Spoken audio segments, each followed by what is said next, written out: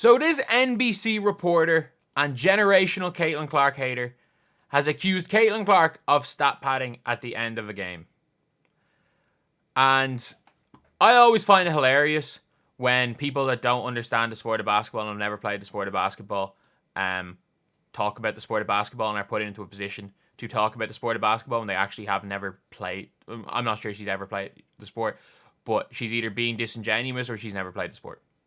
One or the other. If she's played the sport at a high level, she's lying. She's just lying to pander to an audience. But if she's played the sport, she knows what she's doing. She's either intentionally lying or she's just never played ball before. So it's this tweet here. Are we going to be upset that she tried to chase the franchise record when the game was already won? I was told that that kind of behavior was unethical. If Kayla wanted to chase the franchise record, she would have chased the franchise record. She had 7 assists in the first quarter. If she wanted to chase the franchise record, she would have just said, screw you, Erica Wheeler. I'm not passing you the ball. And I'm not doing what my coach is telling me to do. If she wanted to chase the record, she would have chased the record. She had 7 in the first quarter. And also, she already holds the record. There's no record. She currently holds the WNBA streak for 13 assist games with 3 in a row. Is that the record you want her to hold? She holds the record for 13 plus assists in a game in a row. She broke that record, I guess. But you're like, oh, she wants to break the franchise record. I have no... First of all, that is 3 extra letters to have a wrong word. You have no issue with her doing it. Because there's a huge difference. There's a huge difference. Like, do you not realize that when Caitlin Clark took the ball, there was 29 seconds left in the game? There was 29 seconds left in the game. The Mercury were still playing defense. And she dribbled the ball. And with about 6 seconds to go on the shot clock, just threw it to Aaliyah Boston. Aaliyah Boston shot missed. Aaliyah Boston caught the rebound, passed it to Alyssa Smith, and Alyssa Smith shot. So Caitlin Clark is stat padding because they shot a shot with the shot clock still turned on that was missed, and then they shot again. They shot again. They obviously weren't stopping. This is very different than Kennedy Carter dribbling the ball up, turning around, realizing the defense isn't playing, turning around to dribble out the clock, like she's dribbling out the clock, it's over. And then Marina Mabry be like, no, go, give it in, and giving it in, and Tina Charles wrapping her up, and the players on the other team clapping Angel Reese as she hit the free throw. Like, if you think they're the same thing, you're intentionally being misleading. And I think that's what she is. Like, again, this is a generational Caitlin Clark hater. This is one of those people where you're like, this is why I think, because I'm 99% sure, like, she's probably going to be given a, all WNBA vote. But again, like, I've seen her plenty of times on Twitter. She is like the opposite side of the spectrum to like an outkick or something like that, where it's like Reese does no wrong, Clark does no right. It's like she is trendy hoop stars with a face. But I want to just read the Reddit comments again. Shout out to all you guys on Reddit. Like, the amount of like ideas and stuff I'm getting from Reddit is crazy. But like, is she talking about Caitlin's pass when the shot clock would have ran out? The Fever shot got about 29 seconds left. That people don't understand. She would have. The one thing I will say is you don't get a turnover anymore if you have the ball in your hand at the end of the shot clock. It's because people were literally not wanting turnovers and just playing hot potato at the end of shot clocks. So they stopped that.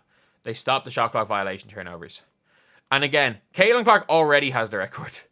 She already has the record. She set her own record 4 times, which is hilarious. She set her own rookie record 4 times. Why does she need to break her own record? What difference does that make?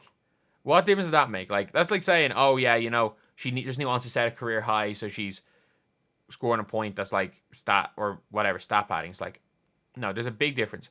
The game was ice, but there's something called the shot clock. Like,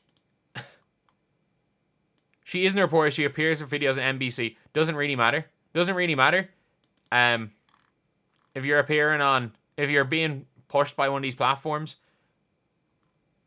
then your views obviously don't. You watched that show in about 2 minutes. I noped. swear these and the people Outkick. That's what I say. That's what I mean. Like, genuinely, she is equally as toxic as Outkick, but in the opposite way. Actually, no. Outkick's worse because Outkick don't even talk about the sport. They're just going to attack individual players in a worse way. I think she's just anti Caitlin Clark, the sports person. So I think it's really like, it's not quite as bad. It's not quite as bad as Outkick, but they are two different sides. They're two different ends of the spectrum. But yeah, it is always funny. It's funny people not realizing the differences between both of them, by the way. And again, I've been called an Angel Reese apologist. I've been called, some people thinking I'm like not picking a side. No, my side is, the only side that I talk about on this channel is Christy's sides and how she should be fired. That's the only side that I talk about on this channel. But at the end of the day, I think, look, for me, if you had to give me a rating out of 100, I would always say it where it's like, it used to be where Clark's 100, Reese is like 96. And I thought for a very brief period, Reese, for me, was the rookie of the year after the game at Seattle, and then Caitlin Clark goes and gets triple-double against the Liberty the next day. And then I thought Caitlin Clark overtook it, but it was close. Since then, Reese has played her three worst games. Clark has played arguably her two best games. So, for me, if you were to rate rookies out of 100, I would have Caitlin Clark at 100. If 100 is automatically the top, I would have third place being Rickea Jackson, or one of Julie Vanloo or Phoebich, or maybe even Ellie Edwards. All those kind of in third place. I'd give them like 30 as the highest. Somewhere between like 30 and 20 for all them. And then I would give Angel Reese 85 at this stage. Like, I think there is Caitlin Clark is widening the gap, in my opinion. But also, the fact is that the longer the double-double streak goes, in a lot of people's eyes, I think the gap's getting closer. But yeah, it is annoying to see. It is just annoying to see this stuff. And it's all the stuff where it's like, looking at ball with a completely skewed sense of the game. And my argument again for the Angel Reese double-double streak is that, let's just say hypothetically, she goes and has 18, or not 18 points. Let's just say, instead of catching her own offense or her own misses 3 times, she goes 16 and 7. If she goes 16 and 7, real basketball people will be like, okay, that's a better game. But then both sides, if she goes 16 and 7, the people on one side will be like, ha, she didn't even get a double-double. The streak is over. She sucks. And then people on the other side are like, no, it doesn't matter how many shots she misses. Double-doubles are all that matters. So it's like, it is both sides of people that aren't watching the sport of basketball and are making decisions based on that. Like, the difference is that Angel Reese, who is one of the best defenders in the WNBA, has stopped playing defense to cherry pick. This is the reason why I think I don't like the streak and I don't like the stat padding late in games. Is that Angel Reese, when she's struggling for points late in games, she starts cherry picking, when in fact she's one of the best defenders in the WNBA. Get back on defense and get a stop. I don't give a damn about it. She's playing for stats instead of wins, which she's only really started doing. And like, again, I'm someone who had Angel Reese #1 rookie of the year before the streak. Although, with the way Caitlin Clark's playing, I think Caitlin Clark might be the greatest rookie we've seen since Candace Parker. I'm not joking. Elena Deladon's in the conversation. She's better than Breanna Stewart was as a rookie.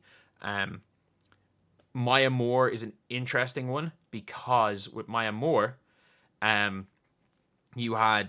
she got drafted to an unbelievably good team. Like, they won it when she was a rookie, but she was drafted to the Lynx, who were already brilliant. Like, Augustus was there. She was drafted to a really good team. So I think it's a bit different there, but I think there's an argument there to be made. Heck, there might even be an argument there to be made with Candace Parker. She's in the conversation, I think, for Caitlin, for the best rookie ever. She's in that conversation. I don't necessarily think she's going to win. She's the top, but she's definitely in the conversation. Anyway, that's the video. Thank you guys for watching. Please like, comment, and subscribe.